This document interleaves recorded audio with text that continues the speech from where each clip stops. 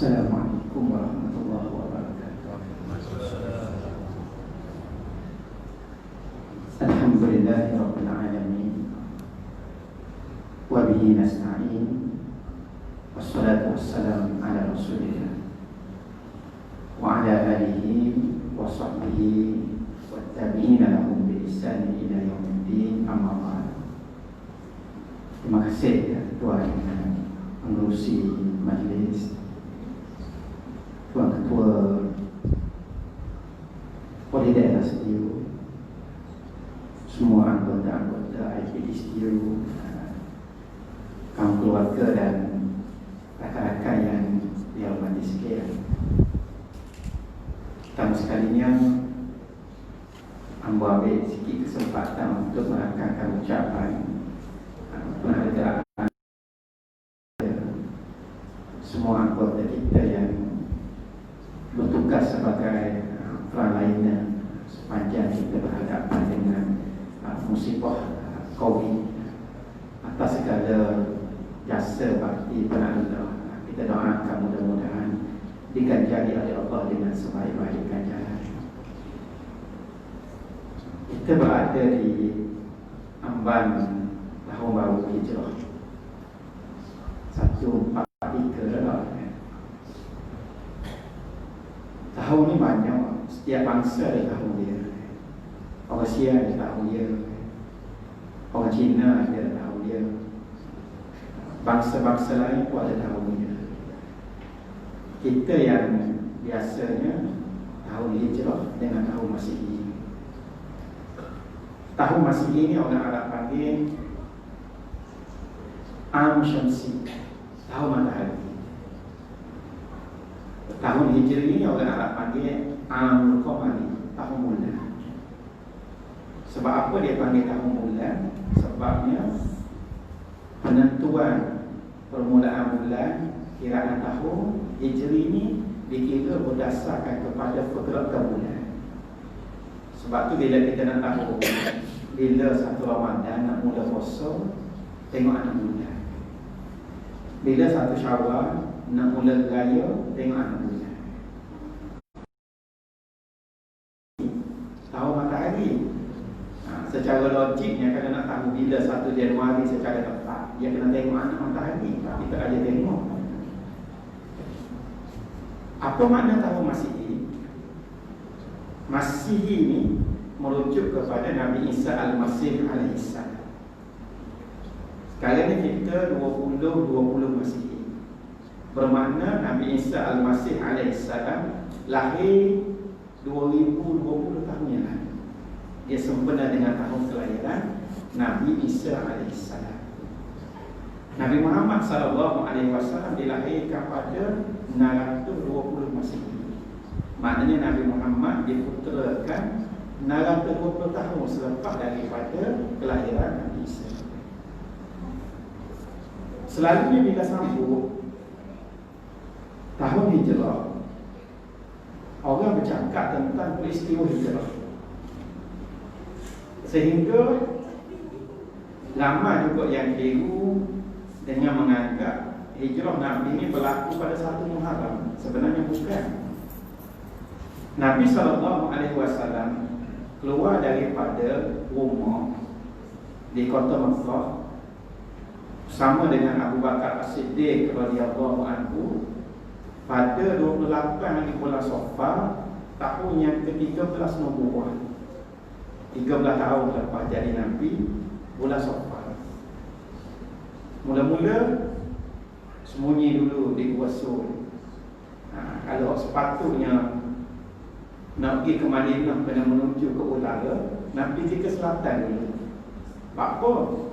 Sebab kafir Quraisy cari hadiah bukan jalan-jalan, 100 ekor unta. 100 ekor unta ni hadiah yang sangat mahal pada ketika itu, hidup atau mati. Walaupun Nabi SAW seorang kekasih Allah, Rasulullah tetap berpegang kepada kaedah dan taktik. Makna bukan kerana Nabi ni seorang Rasul kekasih Allah, kita pakai redha saja dengan berserah kepada perlindungan Allah. Tidak. Taktik kena ada. Pergi ke selatan, Orang logik ni cari ke utara sebab jalan menuju ke Yasrib, menuju ke utara. Sembunyi 3 malam di Gua Sur sehingga keadaan tenang, barulah menuju ke selatan, ke utara balik, ke Madinah, sehingga sampai di Kuba. Nabi duduk 4 hari sini. Dan di Kuba ni diasaskan binaan masjid yang pertama dalam Islam yang dipanggil Masjid Kuba. Inilah dia masjid yang pertama yang dibina dalam Islam. Kalau kita buka kitab sirah, kita akan jumpa Masjid Kuba ni bina asas dia, lebar dia 20 kaki, panjang dia 20 kaki. Tiang dia daripada batang taman, atap dia, neduh dia daripada daun-daun taman, lantai dia daripada pasir-pasir halus. Inilah dia masjid yang pertama dibina di dalam Islam. 4 hari Nabi duduk di Kuba, kemudian sambung balik perjalanan sehingga sampai ke Yasrib atau ke Madinah pada tanggal 12 hari bulan Rabiul Awal tahun yang ke-13 nubuwah, hari Isnin juga. Jadi Rasulullah diputerakan hari Isnin, hijrah pun hari Isnin 12 Rabiul Awal, dan wafat pun pada hari Isnin 12 hari bulan Rabiul Awal ketika gelincir matahari masuk ke Zuhur. Dan apa? Bila mula tahun hijrah, kita bercakap tentang peristiwa hijrah. Inilah apa nak ajak malam ni, kita faham sirah asal usul dia supaya kita nampak apa tahun hijrah ni digunakan sebagai tahun permulaan dalam Islam. Zaman Nabi SAW, orang Islam tak ada tahu. Mula-mula orang ingat dengan tahun gajah. Rasulullah diputerakan 12 Rabiul Awal, tahun gajah. Bulan Muharram, Safar, Rabiul Awal, Rabiul Akhir, Jamadil Awal, Jamadil Akhir, Rejab, Sya'ban, Ramadan, Syawal, Zulkaidah, Zulhijjah. Ni ada dah. Tahun tak ada. Bila tak ada tahun, orang ingat dengan satu peristiwa besar. Macam tuk-tuk kita kan, kalau kita tanya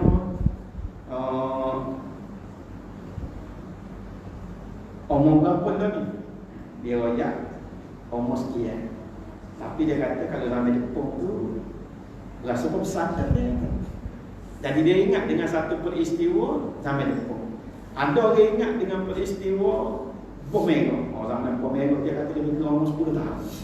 Kita pun buka balik sejarah, tengok bom merah tahun berapa, kita boleh harga umur dia berapa. Ini cara orang mengingati tahun. Dia ingat dengan satu peristiwa besar yang berlaku pada ketika itu. Jadi kebetulan ada satu peristiwa besar, Abrahah serang Mekah dengan tentera bergajah. Maka orang ingat sebagai tahun gajah. Ini bukan tahun rasmi sebenarnya, tapi ingat sebagai satu peristiwa. Bila Rasulullah SAW dilantik menjadi Rasul, orang Islam bilang tahun ni berdasarkan tahun nubuwah. Tahun pertama Nabi dilantik menjadi Rasul, dia pakai tahun pertama nubuwah. Tahun kedua nubuwah, tahun ketiga nubuwah, sampai ke tahun ke-13 nubuwah, Rasulullah pun berhijrah ke, masih tak ada tahun lagi.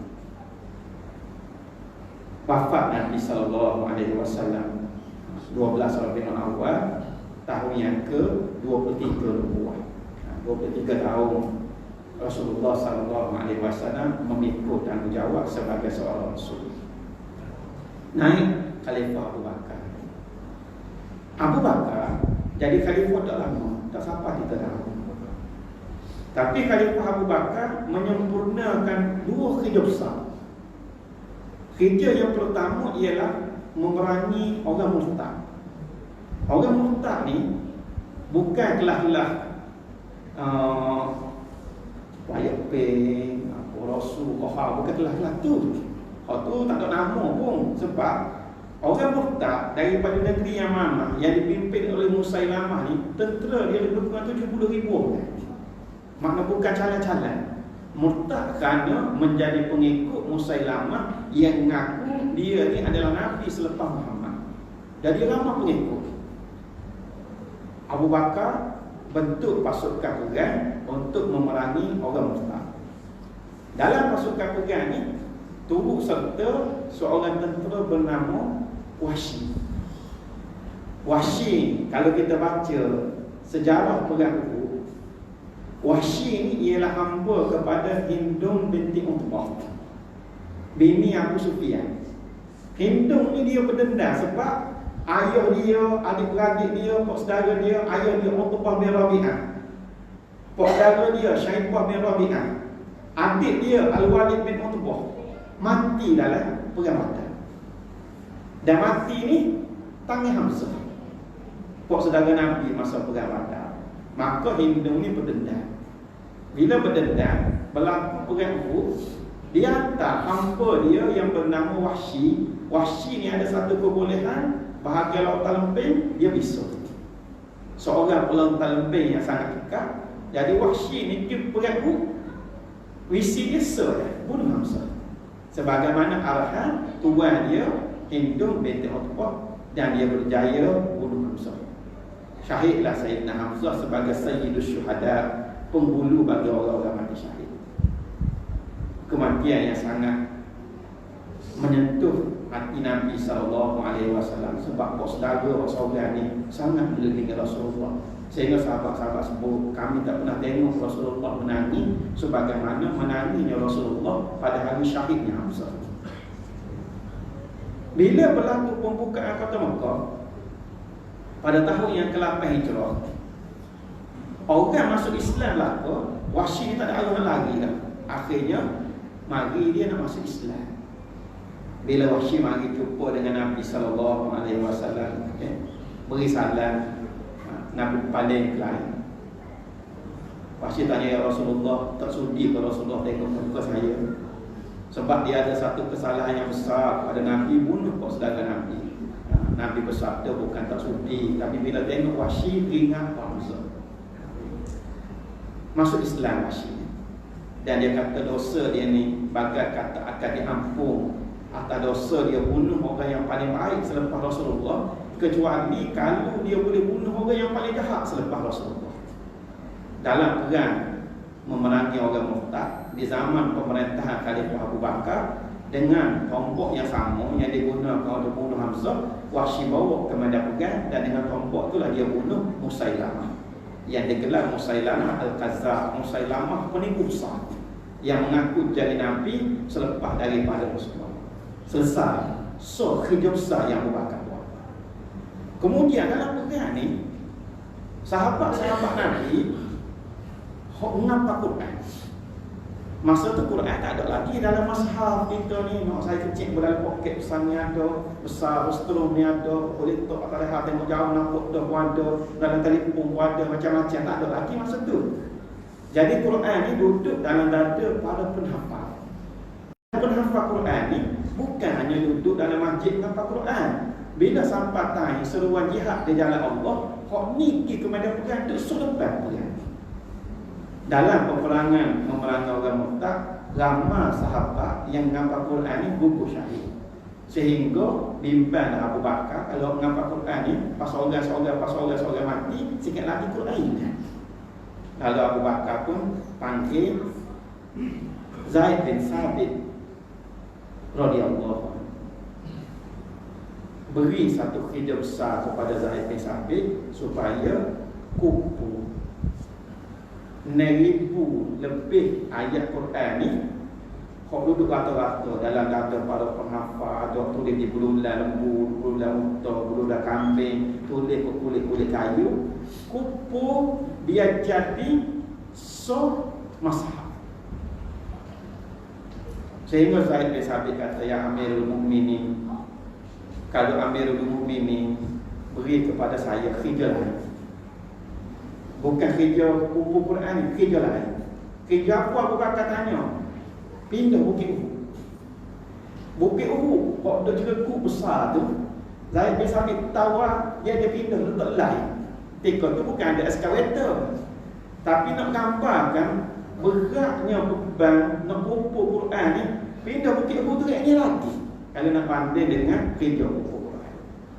Zaid bin Sabit ni buat kerja Dalam masa tak sampai 2 tahun, 6,000 lebih Quran rata-rata ni dikumpulkan jadi satu. Bilangan ayat Quran ni beza di kalangan ulama. Apa beza? Bukan Quran lain-lain dah.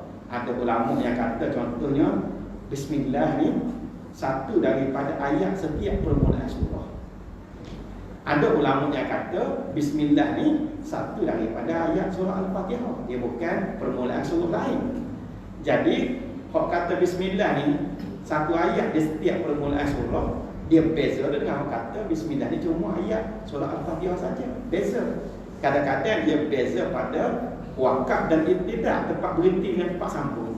Jadi contohnya ayat kita baca tak ada berhenti, jadi ada ulama kata berhenti tengah, jadi dia jadi 2 ayat. Bila beza itu berbeza bilangan ayat Quran ni di kalangan ulama, waktu kita tak sobat lah. Kita baca lah ada ni sesat. Jadi zaman Abu Bakar yang pun nak beritahunya dok dah molek nak susun pentadbiran negara. Masuk zaman Umar, keadaan dah stabil sikit, barulah Umar nak susun pentadbiran negara. Bila nak susun pentadbiran negara, sekurang-kurangnya kita kena ada kalendar.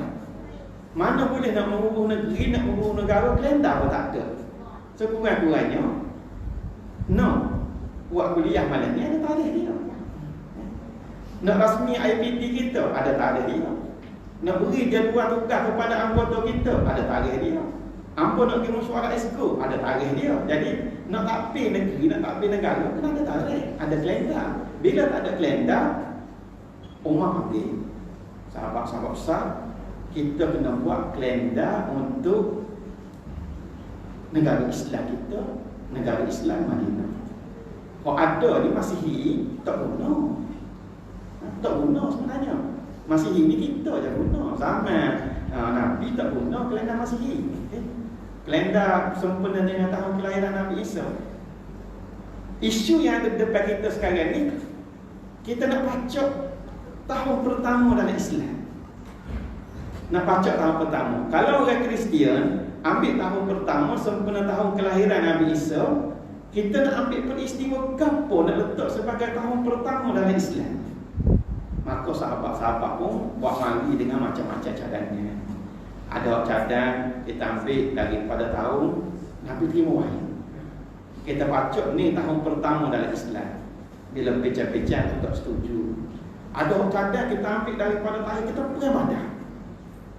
Kita perang Badar, sebenar kemenangan peperangan Badar ni kita ambil, kita letak ni lah tahun pertama dalam Islam. Dia tak akan jadi tahun hijrah, jadi tahun Badar. Becah-becah tak setuju. Ada cadang kita ambil daripada tahun keputeraan Nabi. Becah-becah dia kata jadi serupa dengan orang Masihi pula, sebab ambil daripada tahun kelahiran Nabi Isa. Akhirnya hak sepakat diambil sebagai permulaan tahun dalam Islam ialah peristiwa hijrah. Maka jadilah tahun kita ni tahun hijrah. Adapun peristiwa hijrah tu bukan berlaku di bulan Muharram. Walaupun saya tak nafikan ada sahabat yang berhijrah di bulan Muharram, kerana hijrah ni dia berlaku cara berperingkat. Selo-selo, perlahan-lahan, ada pergi sorang, ada pergi berkumpul, ada pergi senyap-senyap tengah malam, ada orang nyikir, tegak-tegak siang. Bagi Rasulullah dengan Abu Bakar, Rasulullah keluar daripada Mekah bulan Safar. Sampai di Madinah bulan Rabiul Awal. Mungkin ada sahabat lain yang hijrah bulan Muharram. Pada situ dah. Jadi tahun hijrah ni ialah tahun yang diambil keputusan di zaman Sayyidina Umar sebagai khalifah, dia letakkan sebagai permulaan tahun dalam Islam. Jadi ni 1443 hijrah, bermakna peristiwa hijrah ni dah berlaku 1443 tahun. Itulah sipirnya. Apa hijrah?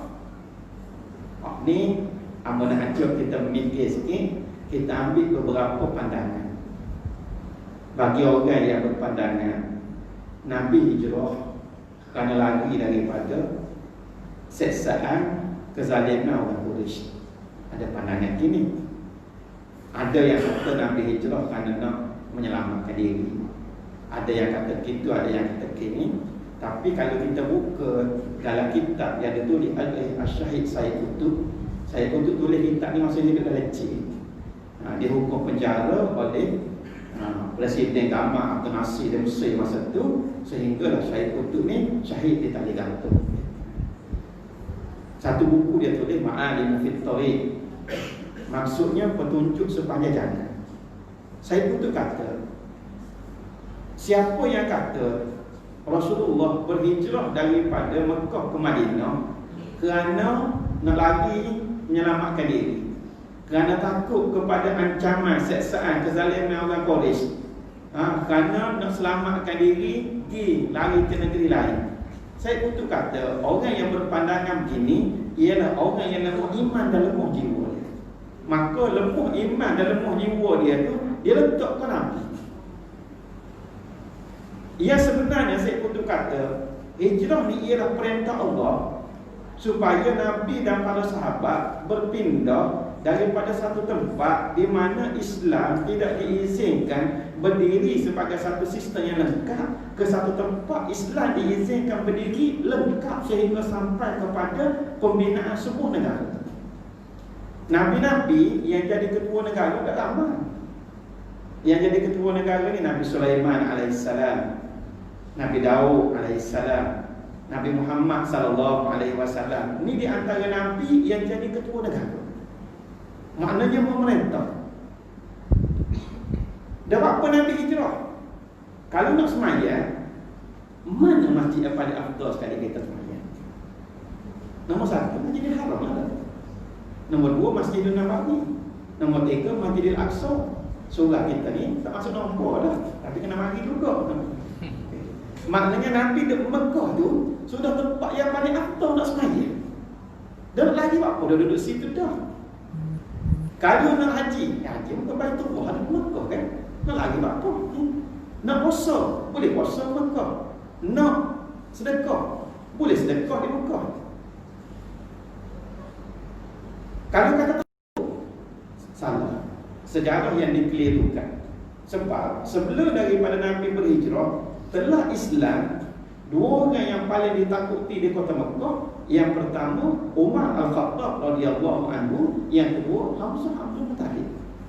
Dan orang Islam sebenarnya sudah ada kekuatan, tetapi kebijaksanaan aturan Allah ketika itu Nabi elakkan pertumpahan darah. Sebab kalau berlaku pertumpahan darah di kota Mekah, pertumpahan darah dengan siapa? Tak ada orang yang nak berlaku. Dalam keadaan Nabi elakkan pertumpahan darah, Nabi dah dituduh sebagai pemecah belah keluarga, memutuskan silaturahim, orang gila, macam-macam dah dituduh. Ni Nabi elakkan pertumpahan darah. Yang keduanya, kalau nak dirikan sebuah pemerintahan Islam di Mekah, Mekah ni dia sebuah tempat yang dah ada sistemnya. Dia ada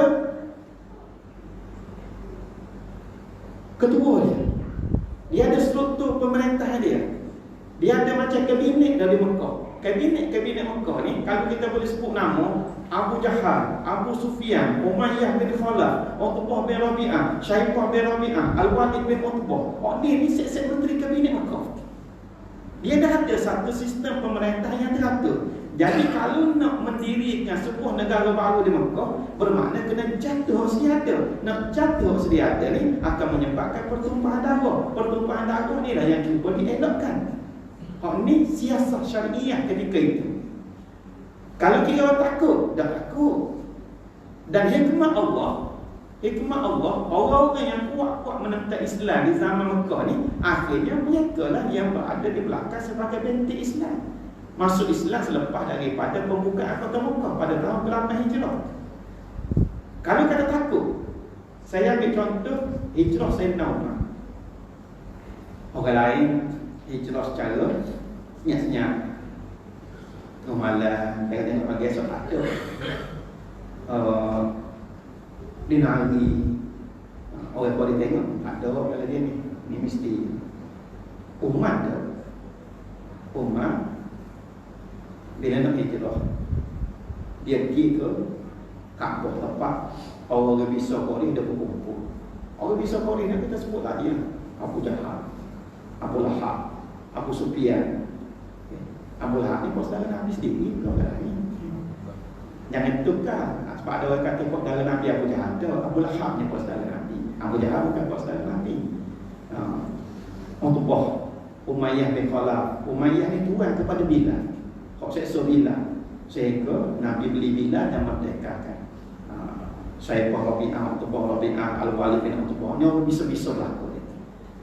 Umar kata, wahai orang Quraisy, hari ni aku nak beritahu, aku nak pergi hijrah bersama-sama dengan Muhammad ke Yasrib. Dan aku nak beritahu kepada kamu semua, siapa yang berhasrat nak bini dia jadi janda, nak anak dia kehilangan ayah, nak ibu-ibu kehilangan anak lelaki, maka sila tunggu aku di lemah sana. Umar oyaknya amaran kita ni. Maka siapa-siapa yang ada ajak nak suruh bini dia jadi janda, faham tak? Mana kalau ada bini, dia sekat dia ni, dia siku dia, bini tak akan jadi janda, mana mati. Kalau ada anak akan jadi anak yatim. Kalau ada mak akan kehilangan anak lelaki. Orang-orang Quraisy yang bisa-bisa ni tak ada seorang yang ni.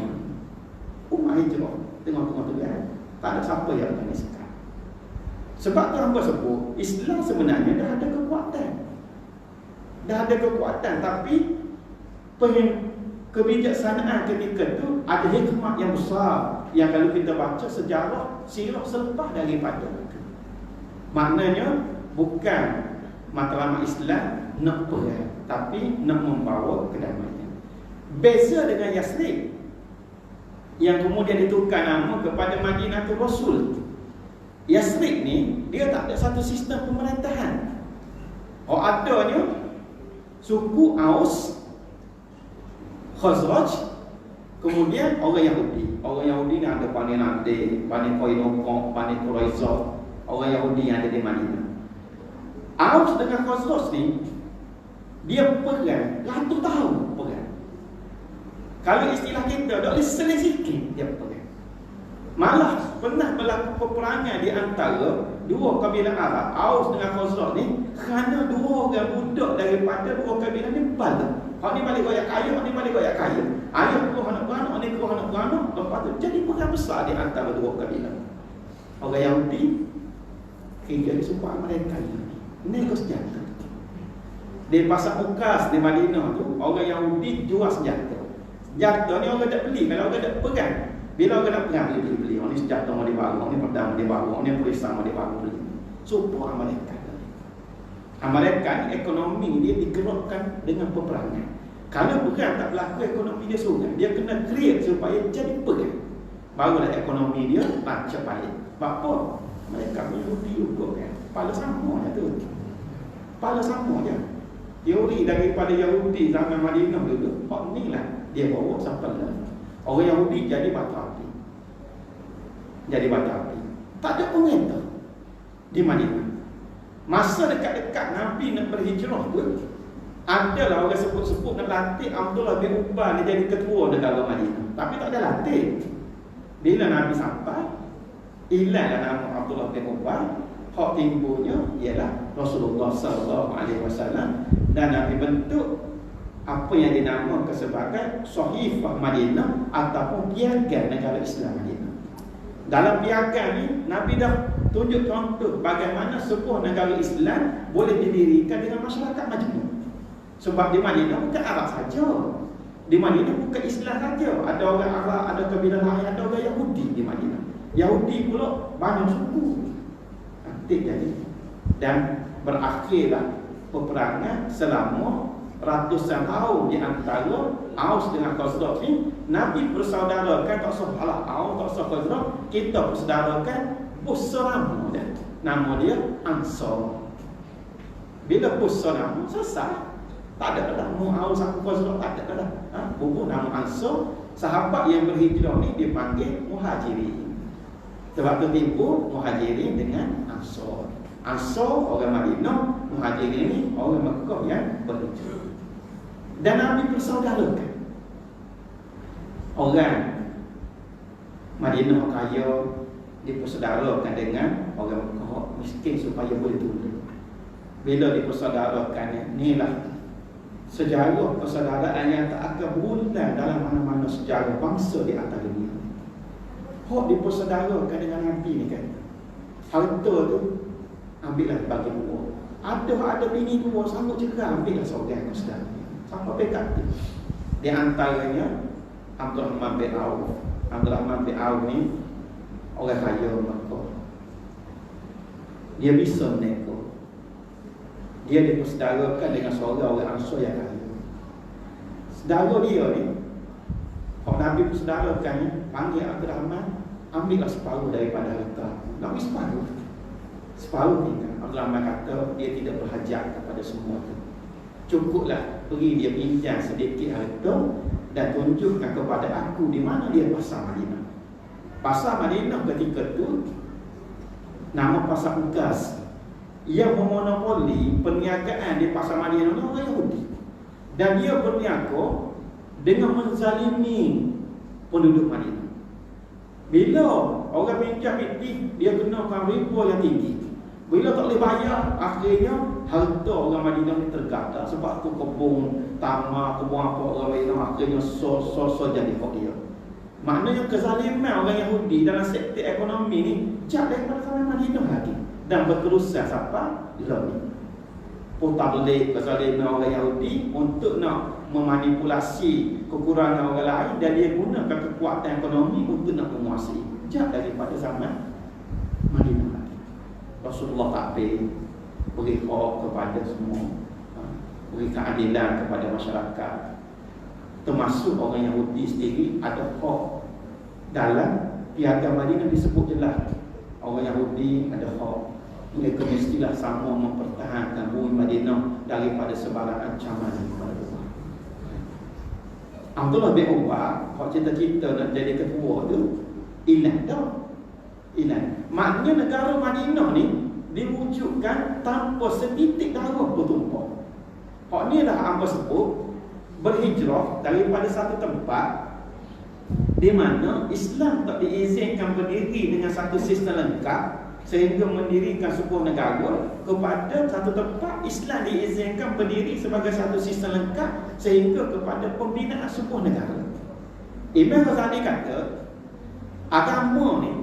agama tanpa kuasa pemerintahan dia jadi sebuah rumah tak ada orang jaga.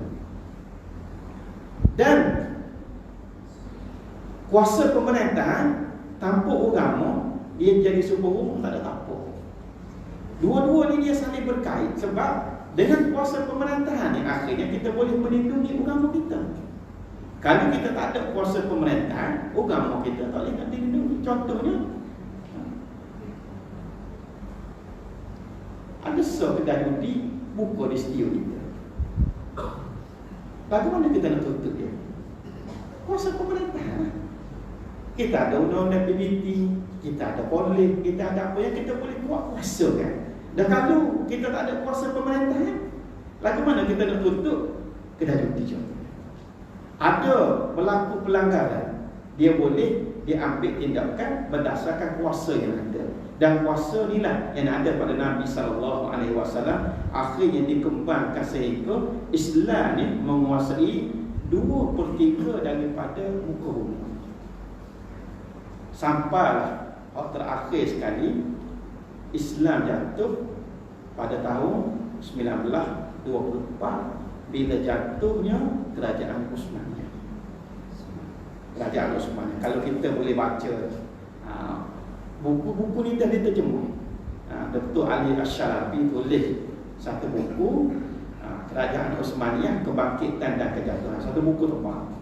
Dia cerita silsilah khilafah Uthmaniyah yang berpusat di Turki ni. Dan yang paling menarik sekali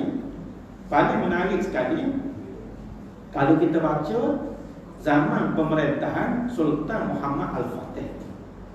Sultan Muhammad Al-Fatih Sultan Kerajaan Uthmaniyah yang berjaya meruntuhkan kota Konstantinopel.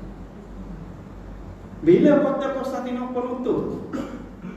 1453. Kalau ni apa nak cerita sejarah sikit.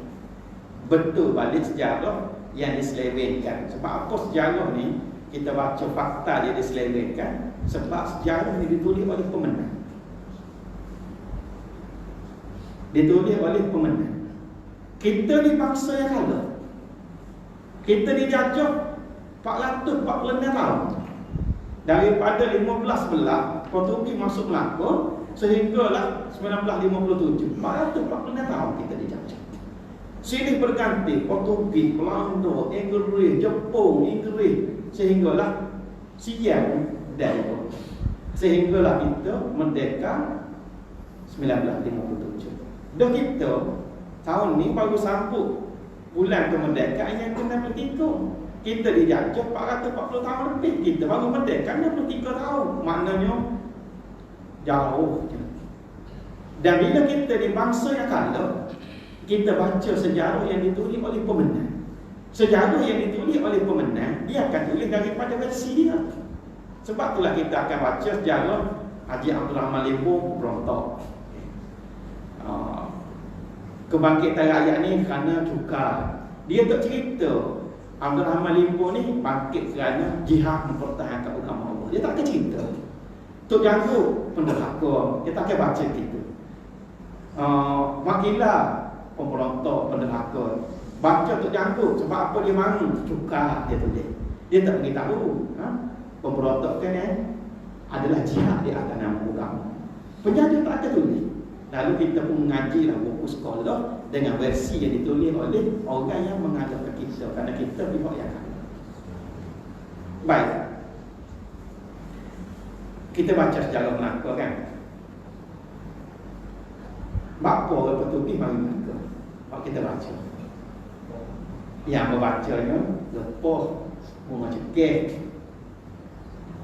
Itulah dah mana nak mari cari logik godok daripada Eropah menutup apa lautan kerana nak mari cari rumah cekeh. Logik kata mana siapa kata tak mana siapa kan. Kau sebenarnya bila kerajaan Rom yang berpusat di kota Konstantinopel jatuh pada tahun 1453 di tangan Sultan Muhammad Al-Fatih, kota Konstantinopel ini ialah benteng kuasa Kristian Byzantine ataupun Rom ketika itu, yang dikatakan mustahil boleh kalah. Sebab kalau kita tengok diagram dia buat pertahanan kota dia tu berlapis, kemudian dia ada senjata yang boleh membakar. Buka peta Istanbul, tengok teluk dekat Istanbul tu kita akan nampak. Kalau saya cerita ni satu teluk yang sempit, bila kapal lalu kat tu dia bina benteng yang kukuh, kemudian dia ada senjata yang bila dia lancap, kapal perang musuh yang mari di teluk tu boleh terbakar. Dan dia ada satu lantai besar, bila kapal lalu dia tarik lantai tu tekan, jadi sekat teluk. Inilah di antara benteng pertahanan kota Konstantinopel. Sehingga beberapa orang sultan cuba nak kawal kota Konstantinopel, tidak berjaya. Dan kota Konstantinopel Nabi sebut dalam hati dia akan ditawal oleh tentera yang terbaik dengan pemimpin yang terbaik. Nabi sebut dalam hati dia. Daripada Uthmaniyah beberapa kali, sehinggalah sampai kepada Sultan Muhammad Al-Fatih. Kejuruteraan dia memang hebat. Dia panggil jurutera dia, buat meriam yang paling besar yang pernah berbuat atas muka bumi. Lepas tu dah bawah ni pertahanan kuat, dah tertembak pun nak pergi ke bawah. Sultan Muhammad Al-Fatih dia buat kapal perang saya kecil, kemudian dia tolak melalui celah-celah lereng gunung atas kayu yang dilicingkan dengan dilomor dengan minyak zaitun. Minyak zaitun dia lomor atas kayu tu, kayu jadi licin, dia tolak kapal. Kapal perang tolak, dia naik di atas. Jadi musuh bersedia daripada bawah, Sultan Muhammad Al-Fatih naik di atas. Orang pun cilik-cilik mata pakai esok tengok penuh dah kapal Muhammad Al-Fatih di atas. Sehingga jatuhlah kota Konstantinopel. satu kejatuhan yang sangat memalukan bagi kuasa salib Kristian. Dan mereka dalam keadaan yang sangat duka cita. Nak ubati rasa duka cita ni nak balas dendam. Nak balas dendam, maka dicari satu pusat pengembangan Islam yang baru muncul, dan ketika itu yang ada ialah Melaka. Maka Melaka jadi sasaran balas dendam yang diwakili oleh Portugis. Sebab Byzantium jatuh dah, Portugis yang mati. Mari itu sebenarnya ialah balas dendam di atas kekalahan. Dan kita baca secara yang benar, sebenarnya kerajaan Uthmaniyah nak hantar kapal perang bila Portugis main ke Melaka. Tapi oleh kerana jarak yang jauh, tak sempat, akhirnya Melaka jatuh. Bukan sebenarnya. Bukan rumah cekih dengan lepuh rata. Rumah cekih dengan lepuh rata ni benda kecil sangat je. Tak pada nak perang pun dengan kanan lepuh rata dan rumah cekih. 15 belah. Jauh daripada 15 belah, silih bergantilah bumi kita ni dijajah, sehinggalah kita merdeka 1957. Kira molek, kamu kira 440 tahun sama sekali. Barulah kita nak bangkit sikit demi sikit, sikit demi sikit. Bangsa yang pernah dijajah ni bukan mudah untuk kita bangkit. Tapi dengan kesungguhan, dengan kekuatan dan pergantungan kita kepada Allah, insya-Allah kita yakin kita boleh bangkit. Kita boleh bangkit. Baik. Negara Islam yang terakhir sekali adanya 1924. Di zaman khalifah terakhir kerajaan Uthmaniyah, nama Sultan Abdul Hamid, khalifah terakhir kerajaan Uthmaniyah. Masa tu orang Yahudi mati dah. Jumpa dengan Sultan Abdul Hamid, bawa rumah berbatu-batu. Rumah berbatu-batu ni nak buat apa? Nak beli bumi Palestin. Dia nak tukar dengan rumah. Sultan Abdul Hamid jawab, bumi Palestin itu diperolehi dengan darah datuk nenek moyang kami. Maka kalau nak beli, kena beli dengan darah juga lah, bukan dengan emas. Walaupun ketika itu dalam keadaan yang paling lemah dah. Di Mosul, satu bandar di utara Iraq, masa Amba mengaji di Iraq dulu, Amba pernah tengok, dia ada satu kubu pertahanan Sultan Abdul Hamid. Dia terletak di tepi sungai Dajlah. Sebab Mosul ni sebahagian daripada wilayah kerajaan Uthmaniyah. Iraq tu negara-negara Arab ni sebahagian. Wilayah Uthmaniyah ni dia sampai dekat-dekat dengan Albania, sampai ke Eropah, sempadan dia di Eropah. Albania ni satu daripada wilayah dalam kerajaan Uthmaniyah lagi ketika tu. Dan ketika itulah lahirnya saintis-saintis semua sekali, sehinggalah hampir kepada penciptaan enjin kereta ke apa ni, saintis kerajaan Uthmaniyah. Bila jatuh, orang putih ambil, sambung sikit lagi penyelidikan, pun nama dia, mengaku dia buat. Sebenarnya penyelidikan daripada orang Islam. Orang Islam yang hebat membangun dari segi ilmu dan sebagainya, tamadun. Sebab tu lama boleh bertahan. Jatuh ni pun, kalau orang Iraq kan, tempat Amba mengaji dulu, kerana kejahilan, dia tak terima Uthmaniyah sebagai khilafah. Khilafah di mana pemerintahan Islam yang menaungi semua negara Islam. Orang Iraq kata Uthmaniyah ni penjajah, sebab Uthmaniyah Turki, Iraq ni Arab. Bila Inggeris masuk, Inggeris mari kan ke negara Arab, tahun perang, kalau kita biasa dengar nama Lawrence of Arabia kan, pemerintah tentera Inggeris mari. Orang Arab kena tipu itu. Bila Inggeris bawa, kita mari ni sebagai tentera pembebasan, nak membebaskan bumi Arab ni daripada penjajah. Supaya kita kena kecek ke Jepun. Bila Jepun mari Asia, orang Asia, kita diingat Jepun mari ni sebagai pembebas, nak membebaskan tanah Melayu ni daripada penjajah Inggeris.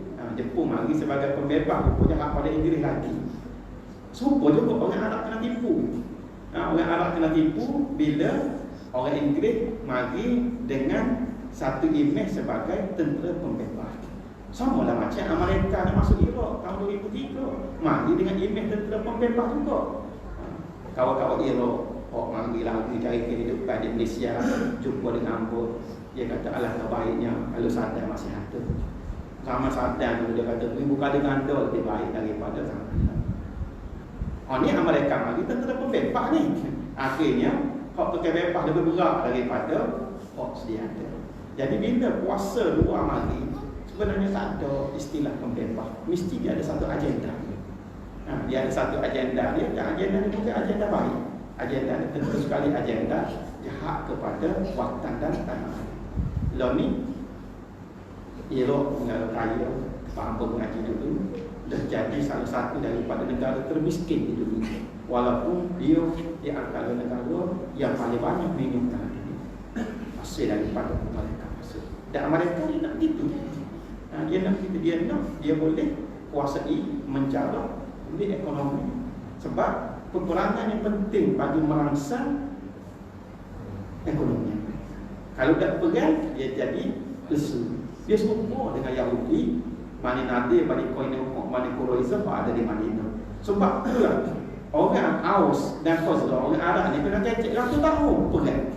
Orang Yahudi dia nego senjata, juala, dia panah, dia jadi batu api. Orang Arab dia perang. Mari Islam menyatu. Itu pun dalam keadaan dia disatukan. Dia mari juga masa-masa dia mari ingat cerita-cerita lama tu. Masing-masing kelik asal bedah nak perang. Selisih sikit je. Dia okey habis orang lama. Orang ni kelik asal bedah, orang ni kelik asal bedah nak perang. Sampai ke pengetahuan Rasulullah. Rasulullah panggil Auf dan Khazraj panggil lagi. Nabi kata, wahai orang asal Allah. Wahai orang asal, ingat pada Allah. Kamu duduk di tepi jurang neraka, maka Islam telah menyelamatkan kamu. Islam telah menyelamatkan kamu. Bersatu di atas nama Islam. Tiba-tiba kerana kek panah balik cerita lama, masing-masing kelip siap nak perang semula. Makna bukan mudah kisah lama ni nak dilupakan. Tapi dengan semangat penyaduan yang Nabi bawa, akhirnya orang Ansar ni jadi. Dan mereka jadi Ansarullah, orang yang menolong Nabi SAW. Orang yang menolong Nabi. Di antara orang Ansar yang bercerita seorang nama dia Sa'ad bin Mu'az radhiyallahu anhu. Sa'ad bin Mu'az ni pemuda Ansar yang sangat berani. Dia ni kalau duduk sebelah dengan Bilal, kita kenal maka Bilal, bukan tu Bilal bin Rabah, hamba hitam oleh Habsyah yang jadi tukang ban Nabi. Bilal ni kita tak ada hitam, memang hitam. Aku pernah tengok orang Habsyah masa kita buat misi kemanusiaan di satu kamp pelarian di Kasala di Sudan. Situ ramai pelarian Habsyah duduk di kamp pelarian. Memang hitam semua orang Habsyah. Sa'ad bin Mu'az ni kalau dia duduk sebelah dengan Bilal apa ceguh? Bilal hitam ke ceguh kenapa? Boleh gambar hitam lagu mana Sa'ad bin Mu'az. Tapi dia perang dengan Nabi sehingga dia syahid masa peperangan Ahzab. Dia syahid masa peperangan Ahzab. Nabi bersabda, ihtazza arsyir rahman lima tisakin. Arasy Allah yang mulia ni bergegar dengan sebab kematian Sa'ad. Maknanya dia ni disayangi oleh penduduk bumi dan disayangi oleh penduduk langit. Walaupun kulit dia ni dengan Bilal hitam dia lagi, metalik hitam Sa'ad bin Mu'az. Tapi dia mulia di dunia dan mulia di negeri akhirat kerana Islam. Sebab itulah saya dah sebut, nahnu qaumun a'azzanallahu bil Islam. Kita ni kaum yang diberikan kemuliaan oleh Allah dengan Islam. Tak ada apa kita kalau bukan kerana Islam. Untuk nenek moyang kita duduk semua usul, semua pokok. Kalau bukan kerana Islam, tak ada apa kita. Orang Arab kalau bukan kerana Islam, Allah kehidupan jahiliah dia kita baca belaka. Macam mana orang Arab ni bahasa yang tak ada siapa kelih pun kerana buruknya kehidupan jahiliah. Tengok orang-orang intan-intan sekolah Sudan, sekolah Habsyah, memang tak comel lah kalau banding dengan kita. Mulia kerana Islam. Manusia ni dimuliakan kerana Islam.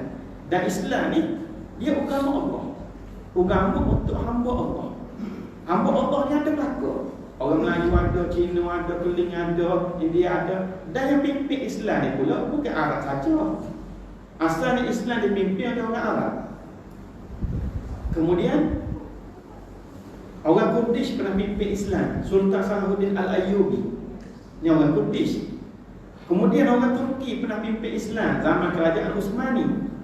Kemudian orang Mongol pernah pimpin Islam di India. Shah Jahan, hak buat apa Taj Mahal tu, hak tu kerajaan Islam Mongol di India. Orang Mongol, anak-anak Al-Tatuya kan Islam tu. Orang Mongol. Di China, ramai orang Islam. Sekarang ni, orang masuk Islam di benua Eropah, berdunia-dunia, di Perancis saja 7 juta orang Islam. Kalaulah orang Eropah dengan majunya cara dia berfikir ke depan dia dari segi teknologi, kita pergilah di negara apa, kita tengok betapa jauhnya cara orang mikir dengan kita. Kita tengok kehidupan orang Australia, tengok inilah kehidupan kita mana. Jauhnya mereka ni dah ke depan. Kalau umpuk sikit betul akidah, dia akan jadi sangat hebat. Dia akan jadi sangat hebat. Pernah pimpin Islam. Saya baca satu kisah. Ada seorang pemain bola daripada main. Dia main La Liga di Spanyol. Kelab dia tu nama Sevilla. Betul tak betul saya sebut dah tahu lah. Saya boleh sebut betul dia main dengan Barcelona. Pemain nama Federico Canotti nama dia. Dia pemain Mali. Bisa dia main. Sehingga dalam pasukan dia tu, masa ditajuk di syarikat Yudi 888 kan? Syarikat Yudi antarabangsa 888, dia seorang pakai jersey tak ada 888. Dia tolak untuk pakai. Tapi dah dia bisa main, kelab terpaksa ikut. Ada satu game Spanyol ni, orang Islam sikit. Di tengah-tengah bandar Madrid itu adalah satu premis yang disewa oleh minoriti orang Islam untuk dijadikan sejid. Buat sejid sini. Sewa. Situlah jadi tempat orang Islam semayang, jumpa. Bila nak habis tempoh sewaan, tuan kepada premis tu, dia beri 2 pilihan. Sama ada ambil bangunan dia beli, dia nak jual. Ataupun kalau tak boleh nak beli, dia terpaksa jual pada orang lain. Bila terpaksa jual pada orang lain, akan hilanglah satu-satunya masjid orang Islam yang ada di tempat. Masa tu kalau tak silap saya dalam 4 juta euro. Kalau kali dengan kita 20 ada. Lebih kurang kali dengan 5 euro. Putih lemah ke apa, dah cukup. Tempoh yang diberi oleh tuan punya bangunan ni, kau dekat. Kalau tak boleh nak bayar, terpaksa ditamatkan. Kenapa? Penyajian sewa dan tuan kena jual orang lain lah. Bila jual orang lain, maknanya hilang sejid.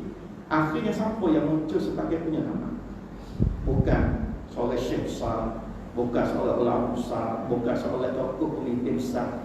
Yang muncul mendermakan untuk nak cukup juta-juta lagi piti untuk nak beli sejid tu, ambil bola tadi. Kalau dirikan tengok berapa lagi tak cukup, dia seorang juta-juta piti dia beri sehingga mencukupkan dana untuk nak beli sejid tu dan dikekalkan sebagai masjid yang jadi tempat orang Islam sujud kepada Allah.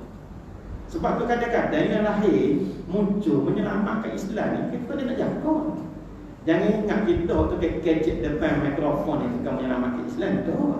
Kadang-kadang dia mari daripada orang yang tidak dijaga. Mungkin kita tak kenal, kita anggap dia biasa-biasa, kita tak nampak pun dia mulia, tapi dia mulia di sisi Allah. Dan ini banyak berlaku dalam sejarah. Ia bukan jadi juru pandu Nabi dalam peristiwa hijrah. Bukan orang Islam pun. Orang musyrik nama Abdullah ibn Uraikah. Tak Islam lagi, tapi dia boleh dipercayai. Bapa kena ada pemandu. Jalan kepada pasir ni, sahabat-sahabat semua. Semualah kita jalan tengah laut. Ambo pernah pergi tengah-tengah pada pasir Ambar di Iraq. Kita duduk tengah pada pasir dan kita tengok depan sayu tu manusia. Tengok kiri sayu, tengok kanan sayu, tengok belakang sayu, tak tahu mana. Kalau orang tak tahu arah, dia akan sesat pada pasir. Dia bukan ada tanda jalan, ada bekas orang lalu ke apa. Kalau ada bekas orang lalu pun, angin tiup dia akan tutup. Tak kesat-kesat apa kaki sama tu dia akan tutup. Jadi nak pergi daripada Mekah ke Madinah, lalu melalui pada pasir, kena ada juru pandu. Juru pandu ni kena ada orang biasa. Orang biasa ni dia tahu, dia tengok bintang, dia tengok bulan, dia tahu apa mana nak tuju. Bukan jadi juru pandu Nabi dalam peristiwa hijrah, bukan orang Islam, orang musyrik. Alhamdulillah, dia orang itu. Kalau saya sebut, tak sadar kalau kita katakan asbab Nabi berjaya sampai ke Madinah kerana seorang juru pandu yang bukan Islam. Sebab tu dalam nak menyumbang kepada apa-apa sekalipun, pembangunan negara, organisasi kita, agama kita, setiap orang penting. Penting dia ni dinilai bukan pada kacamata kita seorang, dinilai dari pelbagai sudut. Dan kadang-kadang mungkin manusia tak nilai, Allah nilai. Penilaian kita ni kadang-kadang selapis. Kita tengok harap mana itu pandangan kita, tapi ada sudut-sudut lain. Ni diajar bagaimana kita nak menguruskan organisasi kita. Setiap orang adalah penting. Banyak kalau kita nak ambil iktibar daripada peristiwa hijrah Nabi SAW. Itu kita kena mari buku kitab mula daripada Nabi. Rasanya untuk malam ini cukup sekadar itu saja. Terima kasih banyak di atas kesudian ajak aku bagi kita boleh jumpa mata malam ini, menyambung silaturahmi di antara sesama kita. Mudah-mudahan ukhuwah ni berkekalan dan kita bersama-sama cari redha Allah Subhanahu wa taala. Sekadar itu saja. Wabillahi taufiq wal hidayah. Assalamualaikum warahmatullahi wabarakatuh.